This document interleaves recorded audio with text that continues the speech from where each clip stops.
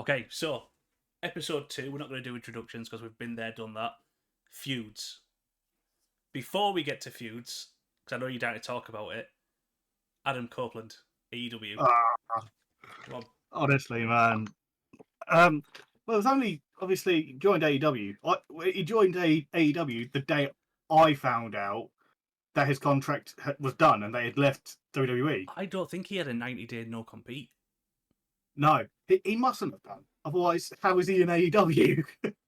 But to be honest, though, I saw the interview when he joined, and I liked his take on it. Whereas, from a worker's perspective, the more companies there are, the more places you can go, it's better for everybody because you can ask for more money. Yeah. So, I mean, I think it's great. Yeah, one of the things that I sort of looked at as well, and when I really did think about it, he has never wrestled properly outside of WWE. No, his whole Never. career has practically been WWE. Yeah, I mean, he didn't join Ring of Honor. He didn't go to Impact. He didn't do FCW or MLW. Mm-hmm. The fact that he was so dedicated to WWE just goes to show the kind of person he is. See, I got proper weird nostalgia vibes because obviously he was in the ring with Christian Cage. Yeah. But I had never seen Edge in the ring with Sting. And that for me. See, that's going to be down the line, like a feud that I'd love to have seen. Yeah. Edge, the Rated R Superstar versus Sting. Oh. That's another thing. You saying about that? He's kept the Rated R. Yes, the Rated R Super. He's not kept Edge because I think the Rated R is technically just like a title, like a nickname. So It's not. He's billed as Edge. Yeah. Now it'll be interesting whether they'll call him sort of the ultimate opportunist and all those kind of things. Well, if you think about it, they still call Jeff Hardy the charismatic enigma. Yeah, I think it's just a title. I don't think. Yeah. Obviously, when you're selling merchandise, it'll always say Edge, whether it's the ultimate opportunist, the Rated R Superstar, or whatever. Yeah.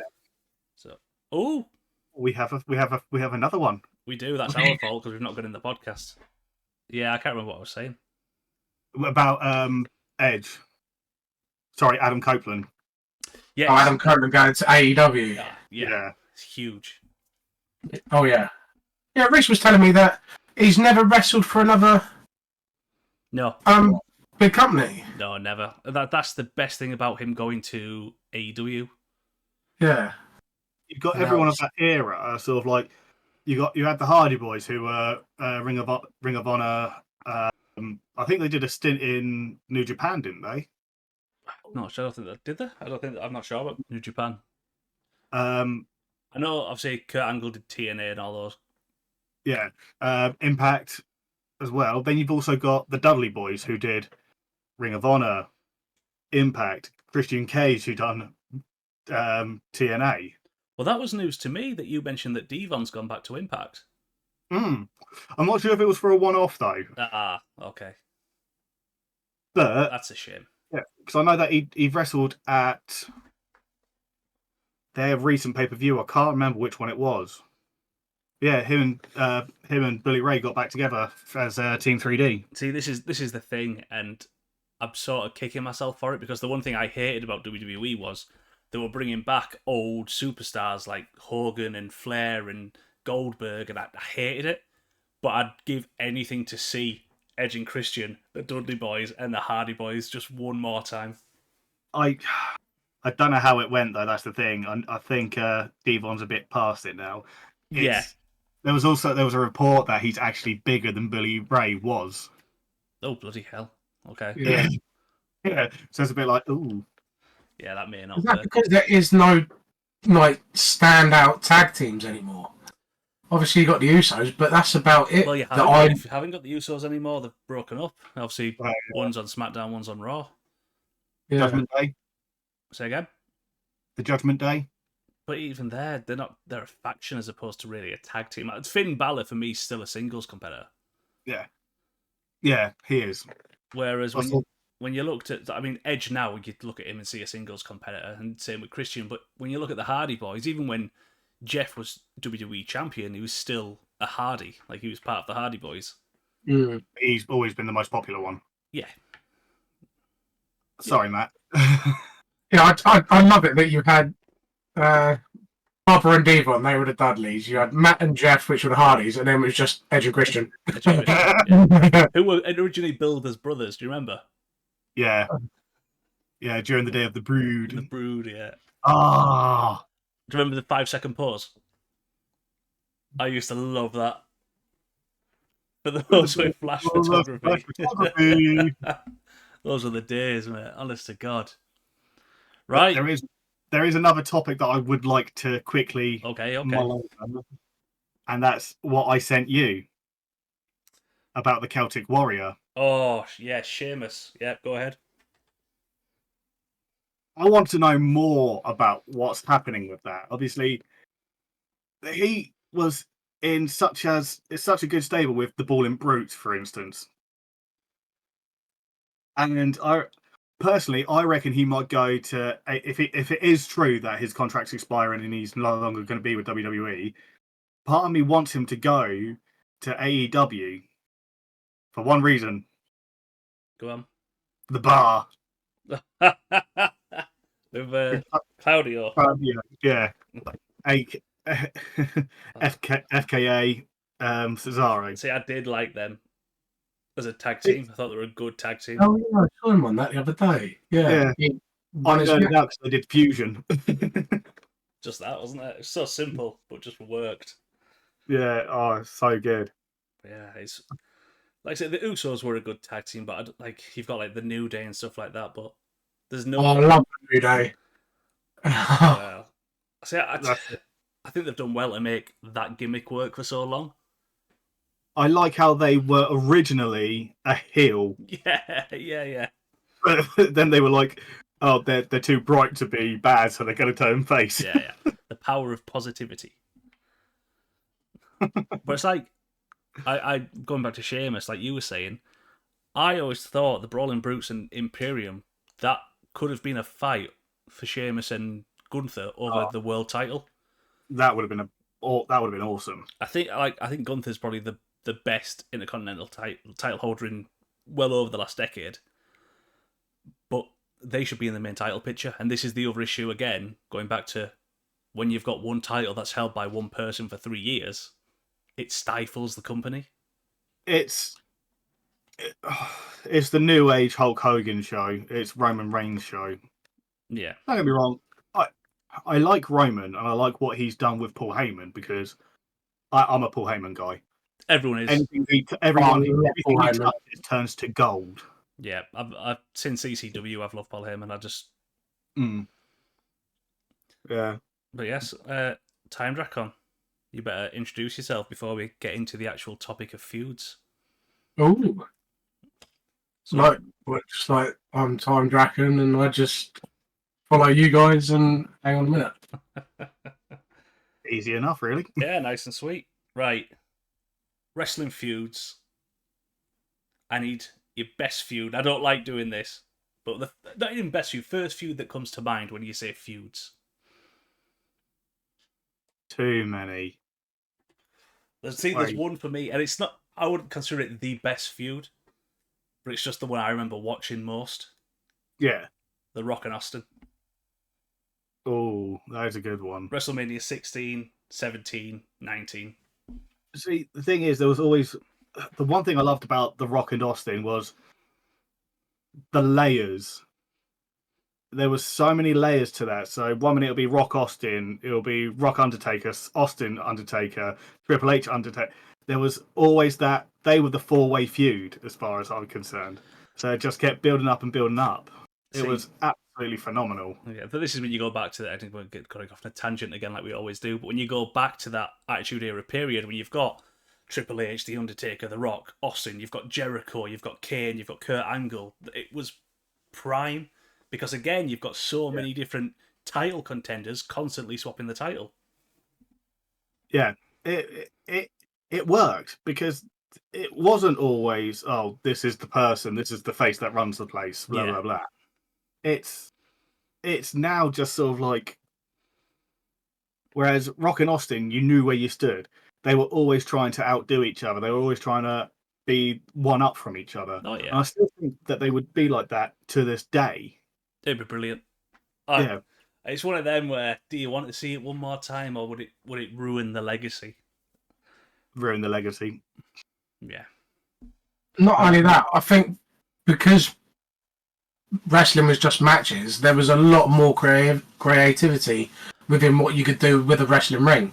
Like, you started off with a cage, and it was Hell in a Cell, then it was First Blood, then Submission, and then you had the really weird one-time only ones. I think there was a lot in the Attitude Era that brought all these superstars together as well. Yeah, well, yeah, this is, again, jumping off topic, but when you have the Asylum match, if you remember, with Dean Ambrose and Jericho. Oh yeah. That was a fantastic match. It was a good match, but when you boil it down, it's a steel cage with some weapons on it. It's a hardcore match inside a steel cage. Exactly. You know, and this is when you got your Extreme Rules and all that. It's just the renaming old matches. Yeah. Like the 24/7 title was the hardcore title. I don't care what anyone says. No, it was. The only difference of it was they didn't really use weapons that often. Yeah. It was. Oh, it was a simpler time, but it was a better time. Right, But back then it was the first of every match as well, so it was always something that you've never seen before. Yeah. It was brilliant. Absolutely brilliant. I remember do you remember the first Elimination Chamber? Yes, roughly. I remember just that concept and the structure was horrendous at the first time. Like they've sorted it now, but it was just terrible. But just seeing it, it was incredible. Yeah. Right, TimeDrakon. Yes. Best feud in wrestling. Ooh. I mean, Kane and Undertaker. Very good feud. I would argue the best debut in wrestling history. Yeah. 100%. And again, that's all down to Paul Bearer as well, and how he played both of them together. Paul Bearer. Yeah, it was brilliant. God rest his soul. He was an actual mortician as well, wasn't he? Yes, yeah. Which made it even better that he actually made brilliant. His professional job as a professional job. Yeah. But in wrestling. No, it was good. Undertaker and Kane, funnily enough, our namesake for this podcast. Yes. But yeah, they were brilliant. But as much as I enjoyed the rivalry, I liked it more when they teamed up. Yeah. When they became, the Phenom and the Demon, it was just unreal. So that was Kane, wasn't it? Hell's favourite demon. Yeah. Something like that. Big Red Machine. It was so dark, it was beautiful. Yeah. It was, God rest his soul, where Bray Wyatt was headed. Oh, don't. I'm still not ready for that. They should have done so much with him. That's the thing about why everybody gets annoyed with the universe. Well, not the universe, but the actual creators of it. Mm-hmm. Yeah. The issue He could have done so much. I mean, how creative did you have to be with Undertaker and all those years that he's done, and then just did snippets with Bray? Yeah. Well, I'm going to go back onto a feud now, purely because you've mentioned Undertaker. Brock Lesnar and The Undertaker. Oh. Overall, I thought it was brilliant. The back and forth between them. But it was also outside of the ring. Yeah. Well, Undertaker's done an interview and said he was playing a part and they've always been good friends, but you kind of go, were you? Or are you brushing? I think they're all right now. But even if they were, it worked. I still don't think Brock Lesnar needed the streak. And I'm never going to think that. I think it was wasted. I don't think he had anything to prove and his career was already dwindling down. Personally, again, if he was here, RIP, Bray Wyatt would have been perfect. Well, yeah, because that would literally be like an evolution of The Undertaker. Mm-hmm. But there's so many potential Bray Wyatt feuds. Oh, yeah. And not just in WWE. It could have extended everywhere. I mean, if you could pick anything in time, imagine like Prime Sting against Bray Wyatt and The Undertaker in a triple threat. Yeah, but you could say that about the Demon from WCW. the Kiss Demon in WCW. Yeah, He yeah. actually made an appearance on TNA. I think it was like last year. God. Yeah. Lovely stuff. I tell you, I do really like though. I do like Darby Allin. Yeah. I think he's got real potential. Massive potential. I don't think he'll ever be. He won't be Sting. No, but he's a good generation, a new generation of the Stinger. Yeah, I like him. Right. Come on then, let's name some more feuds. You've got the classic. You've got obviously Austin McMahon. You've got to mention. Oh, yeah. There is one that always sticks in my mind, and it's purely because yes, it's been done to death, but every time these two people had the feud, the matches were always amazing. Matt versus Jeff Hardy. Oh, do you remember the I Quit match where Jeff broke Matt's hand? Yeah. Oh yeah, the thing is they were so good together. They've done interviews saying this, but they were always willing to hit harder when it was each other. Like when they were with someone else, they were more careful. But yeah, it was just sort of like, I mean, there is that one as well. Actually, saying that. Go on. Because that was a personal. That one. That one I'll keep in the memory bank for later. It was because of that feud you had like broken Matt Hardy, or in WWE woken Matt. Yeah, which is awful. They ruined it. But it then came to Brother Nero, and they took those two and went to Ring of Honor with that. Mm-hmm. With that stable. But it's because of they weren't afraid to get hurt. They weren't afraid to do outlandish things, and they always made it spectacular for whoever watched it. Mm-hmm. So it's like you say, the I Quit match where Jeff sort of like gaffer tapes Matt onto the table, and Matt says, "I quit. I'm sorry. I quit," and Jeff's just like, "All right, but no." And then what? I think it was it a leg drop or a swanton off the ladder into him? It was a leg drop, I think. Yeah, and it was like, oh. Yeah. He's literally got his hands like up and taped. Yeah. He couldn't move his hand out of the way. Yeah. But yeah, brilliant. They are so good. But even as a tag team, they always had really good feuds. Always. Like, they feuded with the Young Bucks. Yep. You know, what a way to make a name for yourself in Ring of Honor. Was it Ring of Honor with Young Bucks? Yeah. But also while pushing up younger talent as well. Yeah. Drop the titles to return to WWE, and then it was, what was it? It was the Bar. Oh, the Fatal 4-Way Tag Ladder match. That turned into a Fatal 5-Way. Yeah. What was and it? It was WrestleMania. I remember them. I remember it was because I was downstairs watching it dancing like a 5-year-old when they came out. Oh, I had goosebumps. I could not believe it in a month of Sundays. I was like, no way, they've actually gone back. It was unreal. It just when the music hit, because everyone thought it was going to be the New Day putting themselves in. Yeah. I was expecting it, and then all of a sudden it was the old school. Oh, so good. I couldn't believe it. I can't remember who else was in that match. The Bar were definitely in it. Oh yeah, the Bar was. I think it was it Victor and I can't remember. I just remember the Hardys. Yeah, that's the thing. It's because of that pop that everyone remembers that match, because that's when the Hardys came home, as it were. Yeah, and the thing is, the big spot in that match with Jeff going off the ladder was onto the bar, so I can't remember anyone else. Yeah. Oh yeah. But Jeff always has the big spot. Oh yeah, he was always going to go off a ladder. Like as soon as he came in that match, you knew it. Jeff Hardy without a ladder. Yeah, that'd just be a weird match, wouldn't it?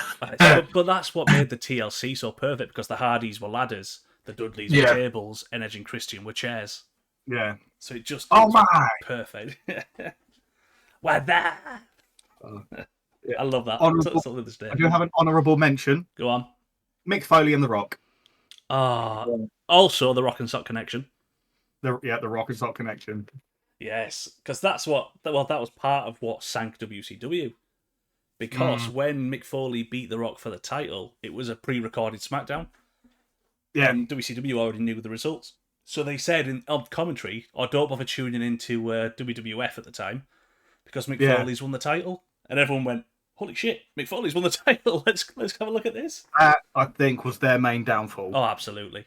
That was the turning table, because it was all of a sudden, oh yeah, it's no longer this person, it's the underdog. Yeah.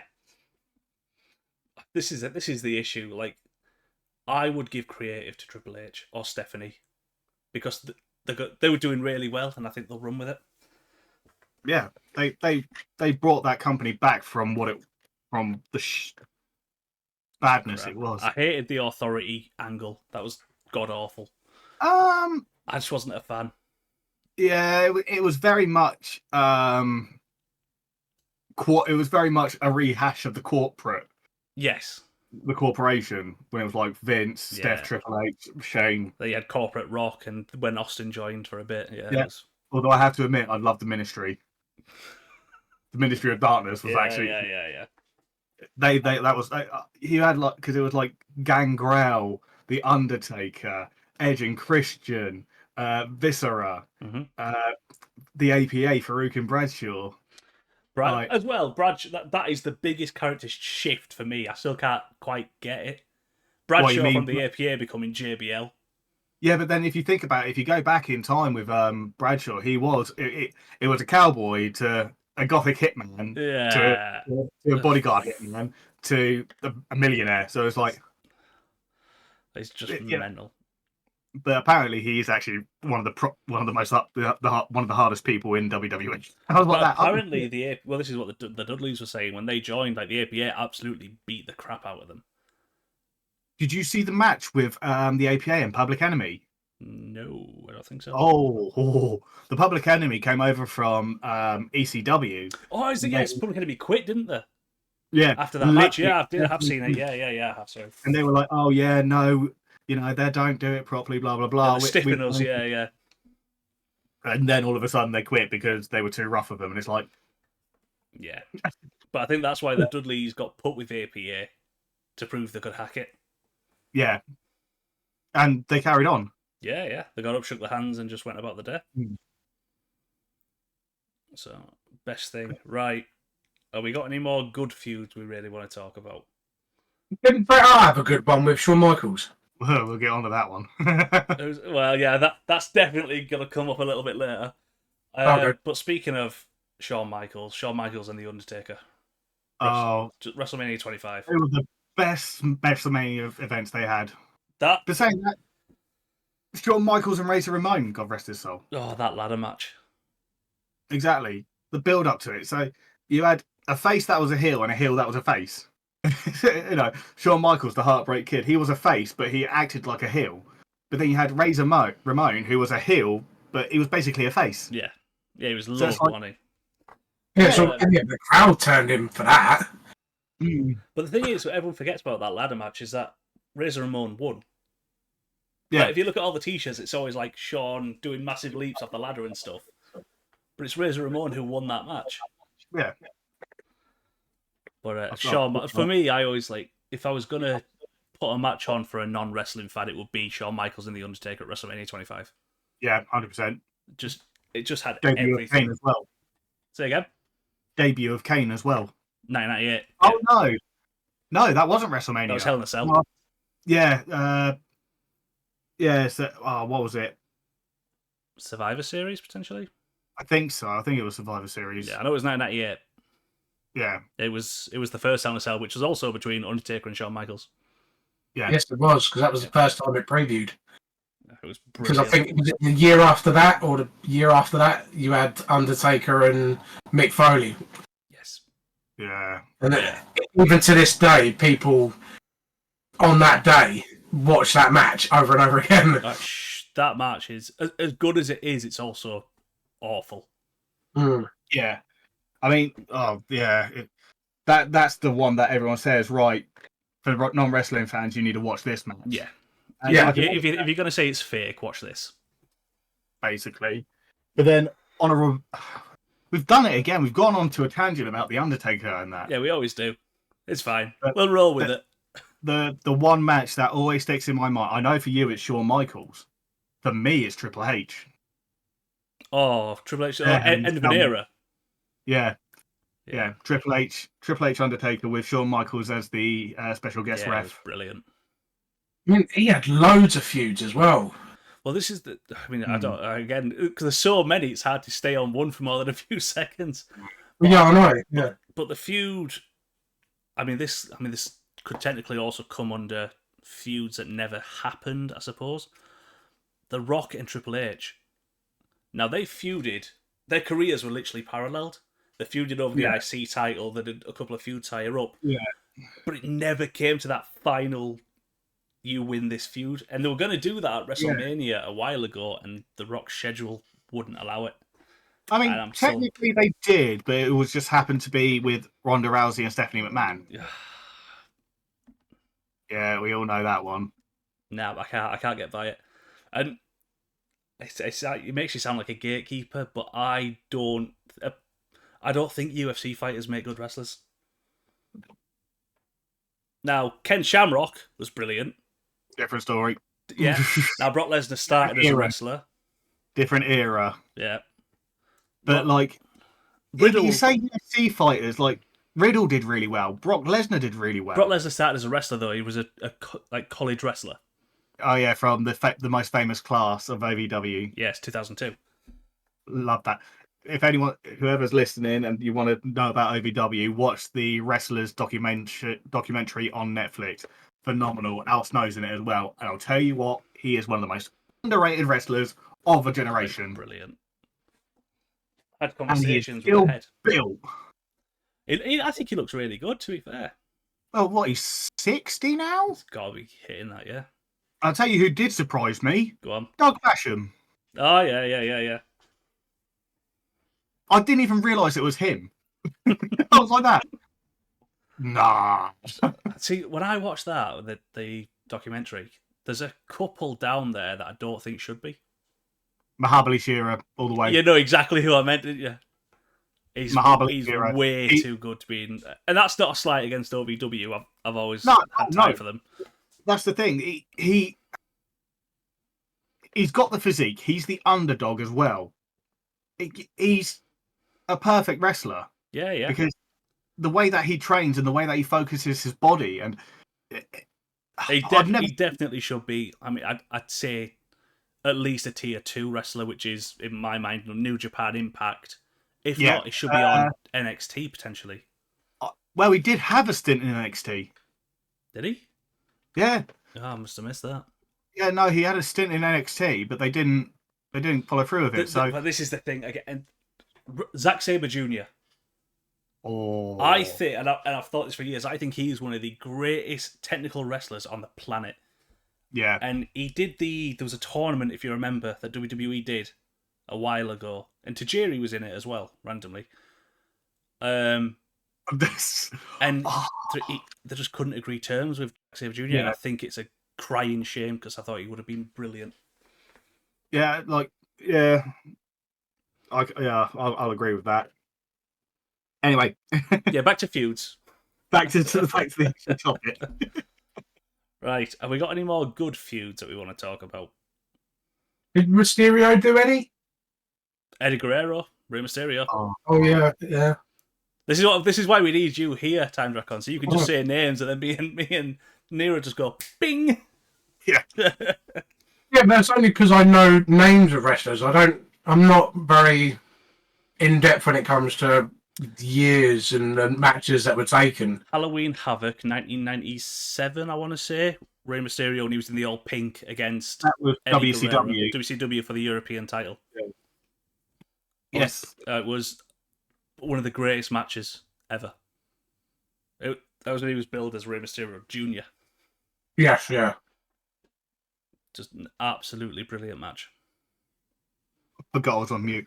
The one thing I love about the name of Rey Mysterio is it's from his uncle. Yeah, his uncle's Rey Mysterio Sr. Yeah, which is King of Mystery. Mm-hmm. So I'm like that. Oh, I love that. It's brilliant, isn't it? The one thing the first one to unmask him. He's been unmasked loads of times. Yeah, but it was the first one that was more impactful. It was Kevin Nash, I believe. Oh, yeah.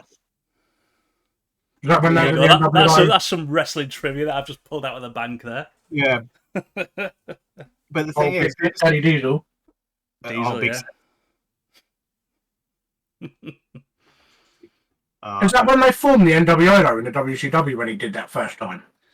The NWO was formed Yeah. in WCW, yeah. And that brings, I would argue, to one of the greatest heel turns of Hogan. But that's a different topic for a different day. Yeah. Yeah, Hogan. Ugh. Yeah, me and you are not Hogan fans, but we acknowledge how good that heel turn was. Yeah. 100%. But, yeah. Topic. Feuds. Right. Have we got any more? Any more for any more? I'll tell you what, one I am just going to mention. Goldberg and Brock Lesnar.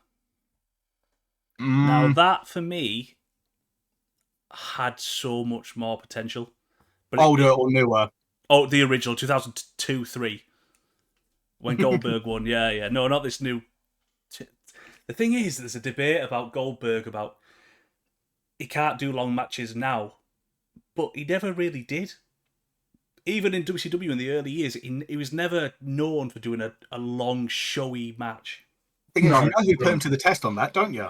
You know who put him to the test on it? Who actually called him out and said, yeah, you're good at getting the finish quick, but... Probably Bret Hart. No. Go on. William Regal. Yes, because he's caught... Yes, I've seen this. I've seen the interview with William Regal. Steven Regal. Yeah. Who is, by the way, one of the greatest wrestlers to ever live, and I don't care, massively underrated. Best European champion, in my opinion. Oh, I'd love that title so much. I wish they'd bring it back. Because like Goldberg's matches were only that short, but was that to just show how powerful he was? Yeah, I mean, WCW did this stupid thing where they say like, oh, he's gone 600 matches undefeated, and then the week after they'd say he'd gone 700, and the week after he'd be 800. It was just madness. But he lost loads of matches, to be honest. I think his streak was 100 and... I want to say it was 160 something in total. Well, when I'm doing this, I'll put the number down here so we can see what it is. Yeah, but it was definitely it was triple digits without a doubt. Kevin Owens and Chris Jericho, the Festival of Friendship. I thought it was brilliant, and they got absolutely mugged off by being second on WrestleMania. Although, see, you've just reached a pinnacle there. Go on. Any Chris Jericho feud. Oh, Jericho's unbelievable. On the mic, in the ring, unbelievable. Any Chris Jericho feud has been gold. I mean, you named it already. John Moxley, AJ Styles, Eddie Guerrero, China. Yes, I remember that. He did not have very nice things to say about China. I'm not surprised not many people did. Which is a shame. And then sort of like you look in AEW, the people that he's feuded with, Kenny Omega. Yes. I love Kenny Omega. Did you see the promo I sent you that he did in Japanese when he was in New Japan? Oh, it was so good. So good. Best match back against a 9-year-old girl. Yeah, that was, again, imagine you have to be so good that you can have a full match with a 9-year-old girl, keep her safe, and still sell that well. Yeah, he's unbelievable. And to be honest, I don't want him in WWE. I think they'll ruin him. Yeah, they'll do exactly what they've done with Cody. Yeah. Oh yeah. No. Which still pisses me off to this day. Well, this is the thing. This is where I think AJ broke them. I've done it again, but this is where AJ broke the mold because he went into to WWE, and they were trying to mid-card him. Do you remember he had a few losses against like Roman Reigns and that? Yeah. But the fans were so behind him. It was like the Daniel Bryan push. They had to give him the belt. So they did it by making him low blow Dean Ambrose, if you remember, John Moxley. Yeah. So he was like a heel champion. But it just didn't work. People loved him. And I'd still say he's the best wrestler on the planet right now. Yeah. No, I'm not going to go on this tangent. Feuds. I mentioned this in the last one. I mentioned this in the last... Have you seen that match yet? With Abyss, AJ Styles? Yeah, it's brilliant. It's brilliant. But that's my favourite move as well of it. Did the corkscrew. And I think it's been banned in WWE because he's never done it. Yeah. Right, we're done now. We're going on to the next one. Worst feuds. Feuds that were just horrendous. Right. John Cena and The Rock. Oh, thank you. I mean, that was just terrible. This is where you go. It was obvious as well. I think we need to just eliminate any feud where any older generation wrestlers come back because they're all terrible. I'll say the Stone Cold Kevin Owens match was pretty good actually, but apart from that, they've all been awful. I like the build up. Yeah, the build up to it was phenomenal, but the Rock John Cena was, I can't say anything good about it. No, and I think John Cena admitted this, but he's gone about it the wrong way anyway. The way that he sort of called The Rock out and all that, but it was just horrendous. Roman Reigns and The Undertaker. Do you remember that? Yeah. That it was awful, and I don't want to put too much on Roman Reigns. I think he was bad at the time, but I don't think The Undertaker was fit enough to be able to deliver either. So, Roman Reigns, John Cena. Back when John Cena delivered an epic promo and taught Roman Reigns a lesson. Yeah. For me personally, please do not say Generation X versus Brothers of Destruction. That to me is not a feud. That was just horrendous. Was that even a feud? It was like it was a feud from a feud that had ended a decade ago. Yeah, that was for. Oh, what was that? It was in Saudi Arabia, yeah. Crown Jewel. It's god awful. Terrible pay-per-view. Actually, the one that sticks in my mind the most Go on. is the new Goldberg Brock Lesnar. Oh, I couldn't. Now, don't get me wrong. When the first time they did it, when Goldberg beat him in like a minute and a half, it was like oh shit, Brock Lesnar's just been absolutely battered. What's going on? Yeah. But after that, it was just pointless. Yeah. It was clear they were building up to a Brock Lesnar win. That's all it was. The win for Goldberg was to give him some credibility. Then he eliminated Brock from the Rumble just to build the feud. And it was always obvious. He should never have beaten Bray Wyatt.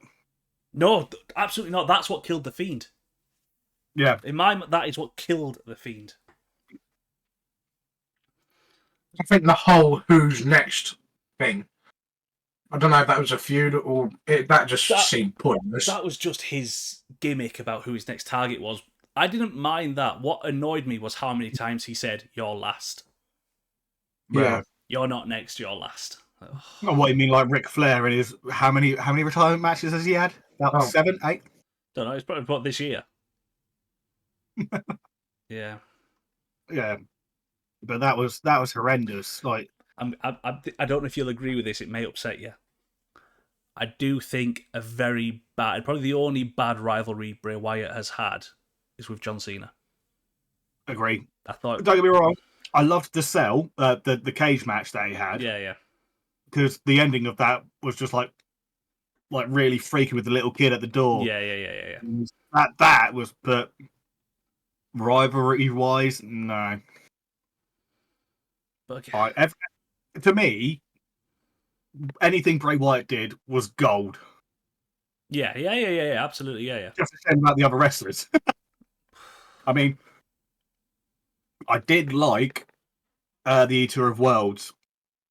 No, was it? No, the Destroyer. The Elite Worlds. Say again, sorry. Oh, with Matt Hardy and Bray Wyatt. Yeah. Them two together had with the same sort of characteristics just worked. Mm-hmm. So, but yeah, no. I'm looking at my phone case now.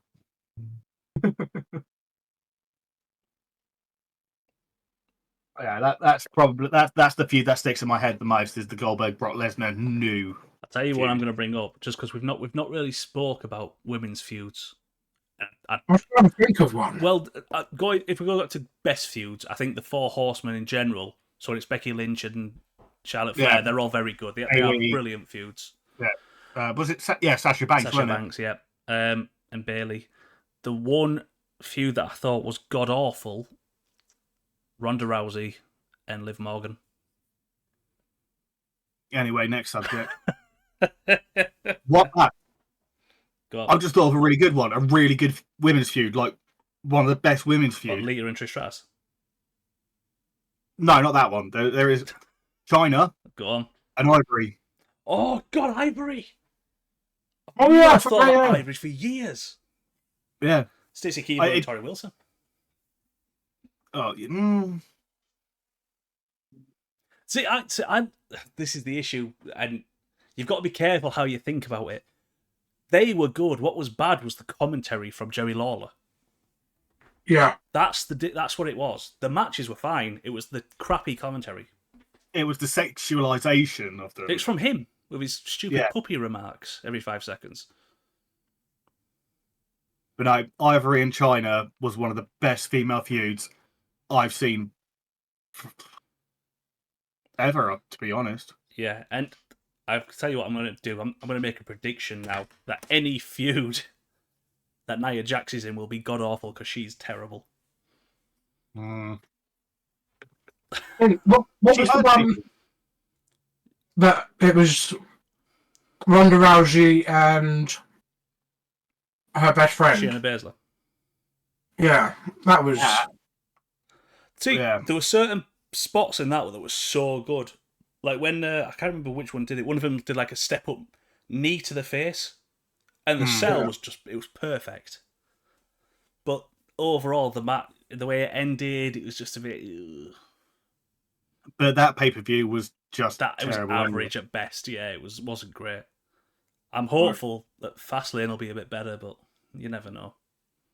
Because we are doing this a couple of days before Fastlane goes on. Okay. When is Fastlane? This weekend. Is it? Yeah. Ooh. Oh, there you go. Right. Yeah, this is where I'm going to leave you to soak in your element, buddy. Feuds that should have happened. One straight away, and I say this all the time. Ken Shamrock, Steve Blackman. I knew you were going to bring that one up. Yeah, 100%. Yeah. It would have been incredible. It would have been dangerous, but incredible. But also, you've got all the people on MMA fighting against each other. Why couldn't you have mixed martial arts against each other? Well, I'm not just the same thing, but just quickly, back then. Have you seen Ken Shamrock now? He hasn't changed. It looks incredible. He looks better than what he did. Steve Blackman still looks the same. He looks exactly the same, just more time. But I've also got another one to throw in the mix on that one. Go on. Hardcore Bob Holly. Oh, triple threat. Oh. Wow, yeah. That would have been that would have been, that's my all-time wish it would have happened feud. Yeah. Wow. Because you got Ken Shamrock, he's a super technician. You know, with his belly to backs, belly to bellies, the ankle lock, all that lot. And you've got Steve Blackman, who is just hard. Like, you know, he's strong. He uses all. He's a fighter. Mm-hmm. Then you've got Hardcore Holly, who again is a fighter, but he can be quite technical when he wants to be. Yeah, but I think that'd be a good mix of having the three of them. I think it'd be brilliant because the thing with that match is any one of them could win, and you wouldn't say, "No, I don't believe that." Yeah, but the thing is, they never had their chance to shine in WWE, not properly. No, absolutely not. They just faded out. Yeah, the issue is that Ken Shamrock was used purely because he was hard enough to take a chair to the face. Oh, The Rock, yeah. No, that is a genuine thing. Yeah. That is literally because. See, that was an all right feud. The Rock Ken Shamrock. That was good. I enjoyed it. But it was only a short feud, but it was really, really good. The issue was, as good as Ken Shamrock was, everyone loved The Rock. So I don't think it really did anything for Ken Shamrock. No. But I did love the fact that The Rock did send a video to Impact Wrestling for when Ken Shamrock got inducted. Oh yeah, absolutely. I thought that was top. That was great. Yeah, great touch of class. Right, I've got one, and again, I'm gonna caveat this by saying I am not in any way a Hulkamaniac. Stone Cold Steve Austin, Hulk Hogan. Purely because, and now he did the match with The Rock at WrestleMania 18, I believe. Yeah, I think so. It was just after the invasion angle. Yeah. Oh. The invasion was so good. I've just realised. I've just thought of a great tag team feud. Go on. Chris Kanyon, Diamond Dallas Page versus the Brothers of Destruction. We did mention the Brothers of Destruction. I love Diamond Dallas Page, but DDP. Kanyon, though, he had his demons, yes, but as an in-ring athlete, you couldn't fault him. I didn't find out until the other year that he was gay. Who cares? But this is the part of why his demons took over, because he didn't want to be openly gay in that environment. In that, he kept it all in, and it was like, but that doesn't matter. You are an incredible wrestler, and I reckon to this day, if he was still alive, God rest his soul, he would be top. He would be in one of the best wrestling positions he would have ever been in. You know that I love Scott Hall. Oh, absolutely. As Scott Hall, Razor Ramon, one of my all-time favorite wrestlers. He should never have been in a feud with Stone Cold. No. He should have been in a feud with Kevin Nash. Yes. See, that I would have watched that. Ooh. Just to see the two Stone of them. Cold, Kevin Nash. Yeah, that would have been brilliant. But, yeah. I mean, back when if Scott Hall was Razor Ramon, then 100% Steve Austin. Oh, yeah. Or even Triple H. Oh. Yeah. Razor Ramon, Triple H. See, I've gone the other way, because my mind went straight to Evolution, and now I'm thinking about Batista versus Triple H. Batista versus Stone Cold, sorry. Batista Triple H was a good feud, actually. That should be mentioned.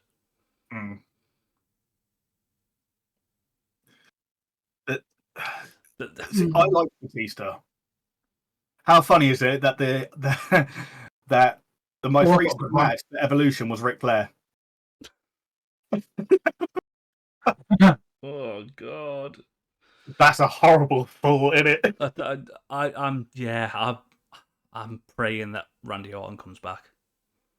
Yeah, I still think that they've missed a huge opportunity to have Randy Orton win the title, and then it somehow be vacated, and then you have Randy Orton versus John Cena for the first ever, 17-time world champion or whatever, 16-time world champion.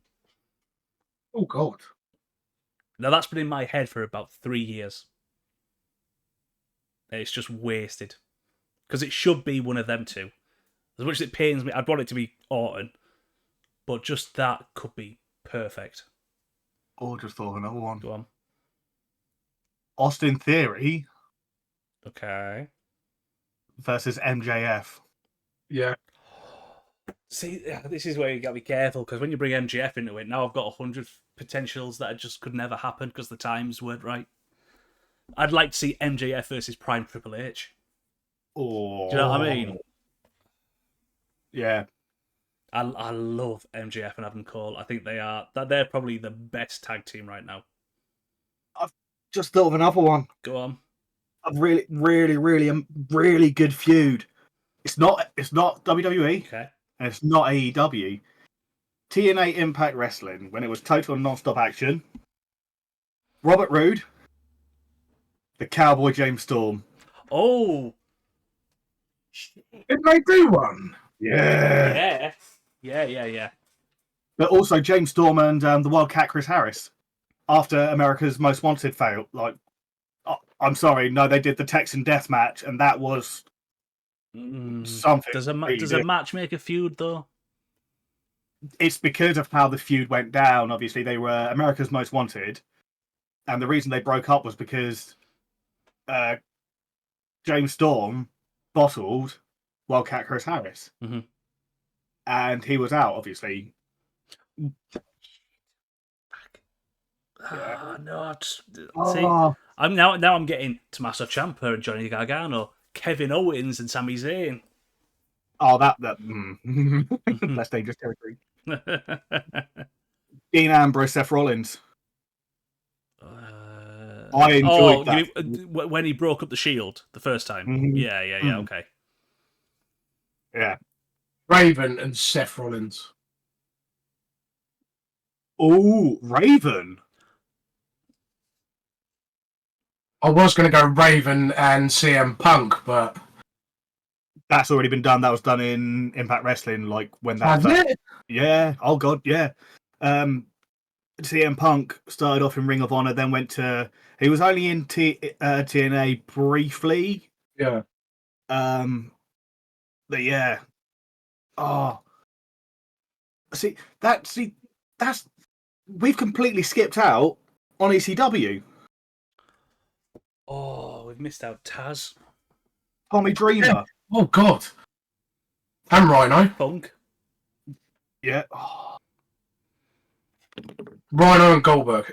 the Battle of the Gore / Spear. Oh, Oh, you'd have to have Roman in that and maybe Edge. You'd have to do a fatal four, wouldn't you? But then there's the argument of should Bobby Lashley be in there and all that. Oh God, yeah. Big Show. Big Show does a scary spear. Well, yeah, I mean, what he is? Ooh, nearly 500 pounds. Oh no, he's not. He's anymore. actually lost. Yeah, he's lost about a lot of weight. 350 now. I'm sorry. Have you seen that man recently without a t-shirt on? Yeah, he looks good. The scariest six-pack I've seen in my life. Braun Strowman when he came back from injury as well. Yes, I was going to say that, and Carlito as well. Yes, Carlito's done great. He looks awesome. Mind you, who could Carlito go against? Carlito, he's very, very versatile.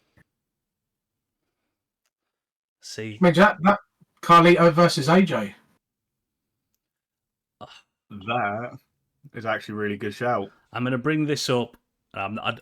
We're not going to talk about it. I'm just gonna. It's just a quick mention because he's an absolute fucking scumbag. But I have to mention this feud because I love Eddie Guerrero. Eddie Guerrero. I know what you're going to say. Yeah, and the one who shall the one who shall not be named. But the matches were brilliant. They had the natural chemistry. What's his initials? Because I don't get it. CB. Would this be a feud? I think it would. I'm going to mention it. Booker T and The Rock. They had like a mini feud. They had a feud over the World Heavyweight title, if you remember, because that's when there was the debate about who came up with the rock bottom / bookend first and all that. And I was always annoyed that, and I don't know if you've seen it or not, but Booker T's entrance does the whole "Can you dig it, sucker?" Yeah. And I knew straight away that was from The Warriors. Because it's one of my favourite films. I absolutely love it. Right. Feuds that happened at the wrong time. Undertaker, Goldberg. DX and Brothers of Destruction. Goldberg, Brock Lesnar. John Cena and The Rock. I don't know if you just had that one. What was that?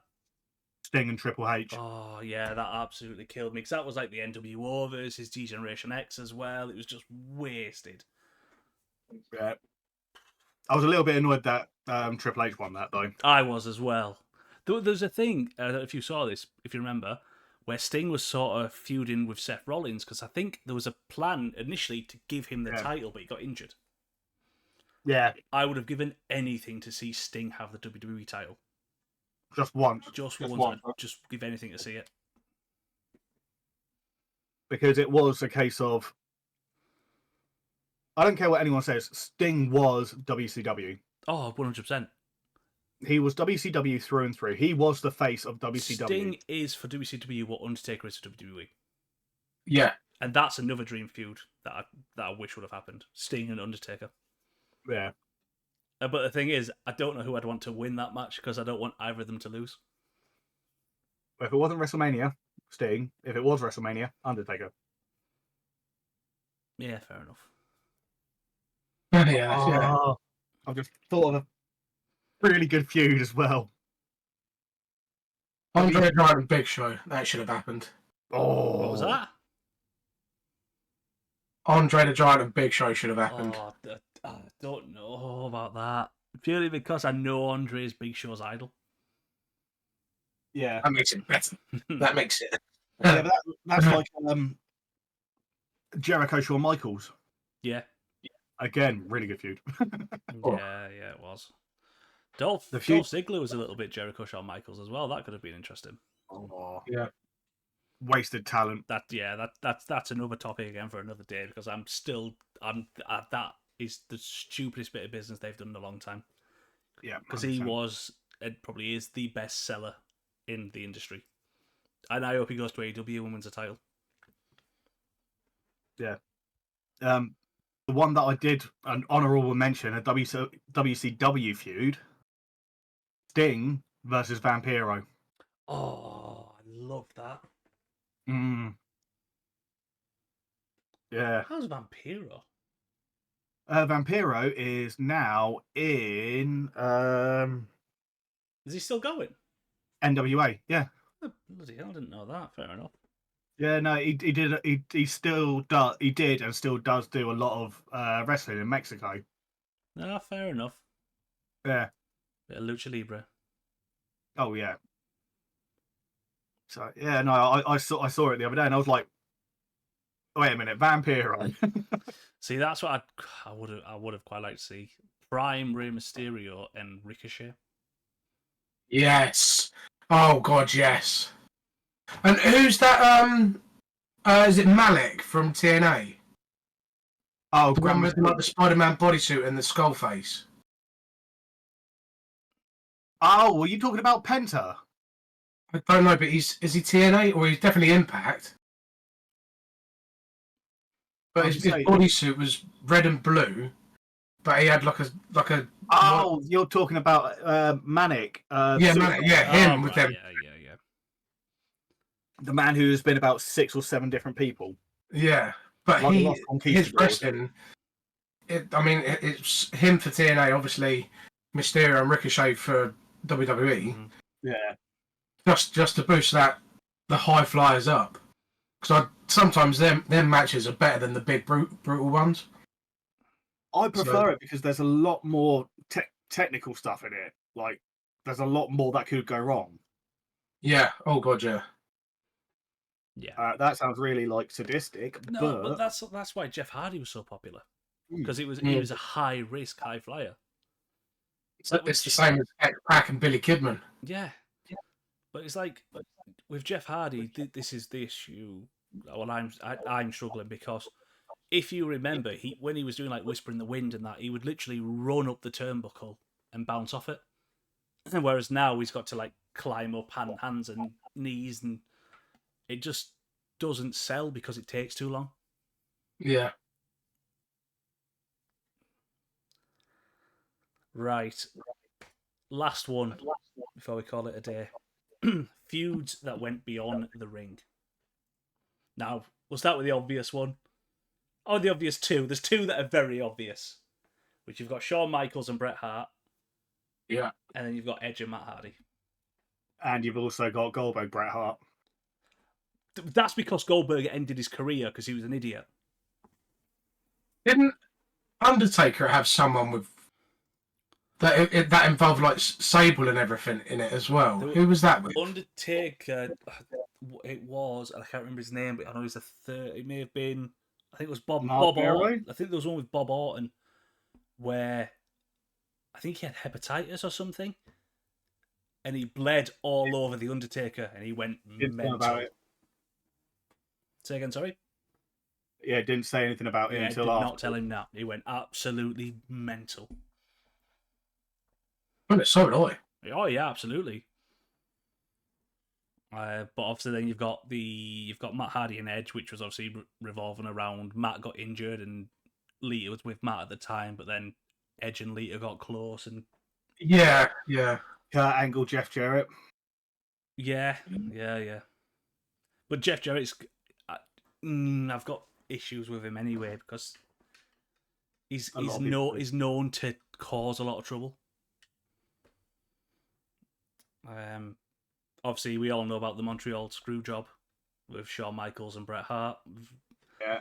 Yep. Obviously, we know Vince and Stone Cold had a feud at one point, which spilled out of the ring, which is when Austin took his toys and went home, and which was when they wanted Stone Cold to lose to Brock Lesnar in the qualifying match for King of the Ring, which he wasn't. Oh, that's right. And then they gave Triple H the King of the Ring. Was that one? No, you're opposite. So you're thinking about when Shawn Michaels and Triple H said goodbye to Scott Hall and Kevin Nash after a match, and Triple H was supposed to win King of the Ring, but he didn't. Stone Cold was given it, which is when he cut the 316 promo. Oh, okay. Apologies for that one. It's all right, buddy. That's why we're here. China Triple H. Yeah. But that was Stephanie McMahon, wasn't it, as well? There's loads. There's absolutely loads. The Rock and Cena. Yeah. Yeah. I'll tell you what I'm going to bring up, actually, and it's a recent one. Seth Rollins and Matt Riddle. Oh, yeah, they do not like each other. No, that was when Riddle mentioned Seth's family, and Seth was like, all right, well, let's talk about your family. Oh, that's right. They want nothing to do with you. Yeah. Like, Jesus. No, I nothing to do with me, but I wasn't sure what Matt said that triggered Seth, but he clearly said something. It's probably something to do with Becky. I'm sure it was something along the lines of, I'm going to prove that the only man in your house is Becky kind of thing. Yeah. But that for me is like she's called the man, it's just a promo kind of thing. But he must have taken it personal. Which, wouldn't you? Nah, not really, mate. I brush off everything. I think the recent one, like Paul Logan and Ricochet, and is it Ricochet's girlfriend? Logan Paul. Oh, the announcer. Yeah. I think that went a bit too stupid. That should have never.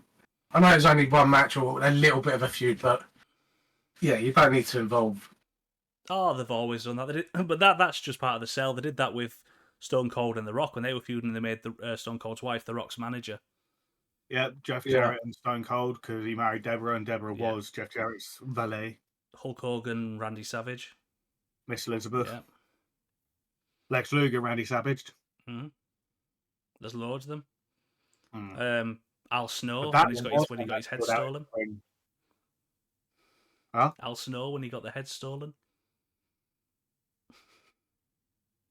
I liked how they actually in again the Netflix documentary.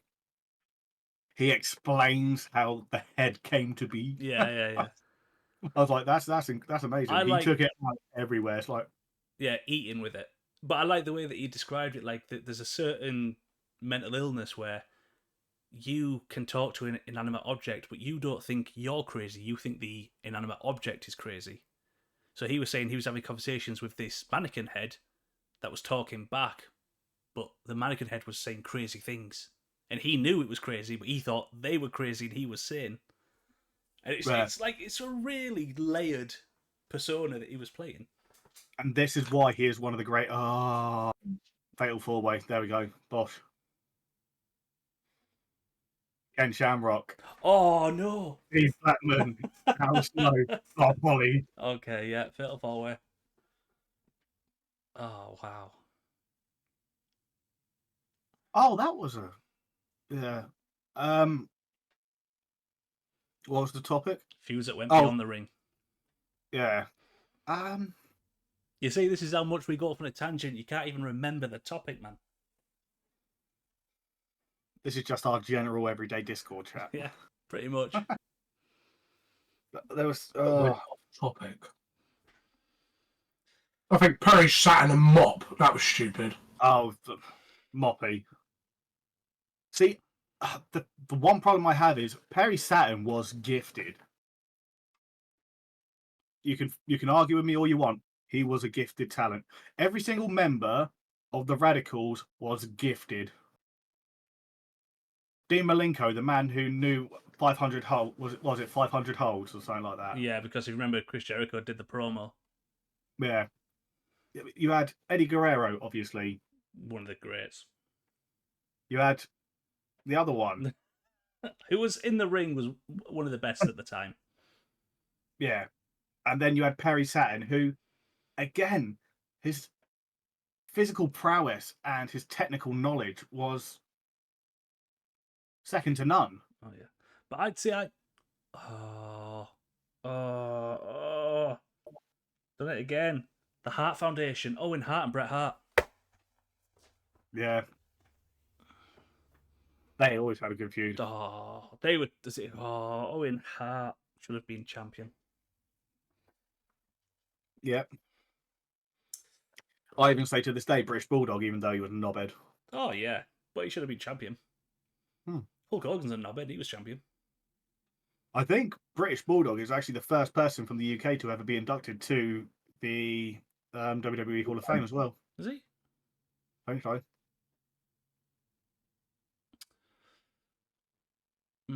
Okay. I think there's some more. There's low. I can think of like, it's how far back do you want to go? Because you could obviously have. It's not. They're not good feuds that I've just thought of, but they were hilarious feuds. Go on. Anything with Taka Michinoku and Funaki. Yeah. Okay. Any feud they were in was just brilliant. It was gold. See, I've gone the other way. I've gone like proper old school. And I'm thinking of like the Dream. Oh. He's a son of a plumber. See, that is a feud. It would have never happened, but I would have loved to have seen the American Dream versus the American Nightmare. Oh yeah, that's one of those. If you could pull two people from time, but I'd want Cody to win. Yeah. Oh yeah. I mean, don't get me wrong. Like, but I appreciate Dusty for everything he'd done for the business. Yeah, one of a kind. But haters gonna hate, and I don't care. He wasn't actually that good. He was entertaining. Yeah. I've got nothing like entertainment wise, fantastic. But actual wrestling, he was a bit. Yeah. But then you could say the same about Ultimate Warrior. Like, as brilliant as he was, and as entertaining with he did all this crap with the ropes. In the ring, his talent was poor. Yeah. There's a very good segment of him versus Hogan. He goes to do the splash, and Hogan's leg comes up, and it's just horrendous. Yeah, I rest in peace, obviously, Warrior. Yeah, absolutely. And same with Dusty. Yeah, but yeah, the Ultimate Warrior got where he was because of how he looked. Oh yeah, 100%. But that's even though they say they haven't gone in that direction now. Roman Reigns is a brilliant wrestler now, but when he was being pushed originally, it was purely because of how he looked and which family he was from. Yeah, I was going to say it's more because of the Anoa'i. Oh yeah, but that's another one where you said like if you could pull wrestlers from any time. This is just me personally. The Rock, Rocky Johnson, High Chief Peter Maivia, triple threat match. Could you imagine? And as much as I love The Rock, I'd want High Chief to win. What, because of his finisher? Brilliant. It was just like a thumb screw. That's all it was. I remember when I sent you the video of that. That's his finisher. Listen, when you've got a winning formula, you don't need anything more. Is Randy Orton going to change his finisher? That's just a leaping diamond cutter. Yeah, pretty much. But he pulls it off so well. He does. DDP versus Randy Orton. Oh. We're saying that again. But DDP was very, very underrated. His feud with The Undertaker, average at best, I personally say. They could have done so much more with it. Mm-hmm. But the thing is, I think a wrestler, it's important. I remember entrances, and yeah, it's me, it's DDP. It just stays with you. Another one that because we've done feuds from WWE, AEW, WCW, ECW. The one we need to mention on ECW, RVD John Cena. Ooh, I'll tell you what, the feud he did with Randy Orton. That's it. Because saying that, we've not really mentioned CM Punk very much, but he had a few good feuds in WWE. Yeah, That's one that we could say spilled out as well. But that was Oh, more CM Punk against the company as opposed to a person. oh yeah. but I would have said Rob Van Dam, Jerry Lynn. Oh God, yeah. One of the best feuds I've seen. Yeah.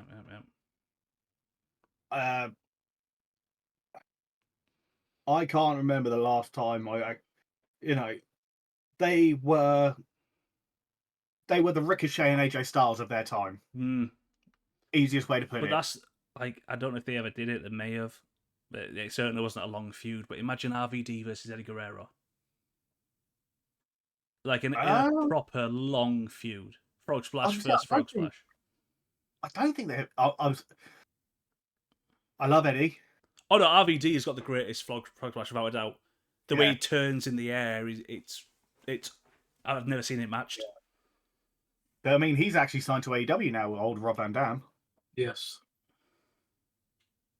And he lost his WWE ring. But I remember like RVD having to come out and publicly say, like, I am not related to Jean-Claude Van Damme. I remember that.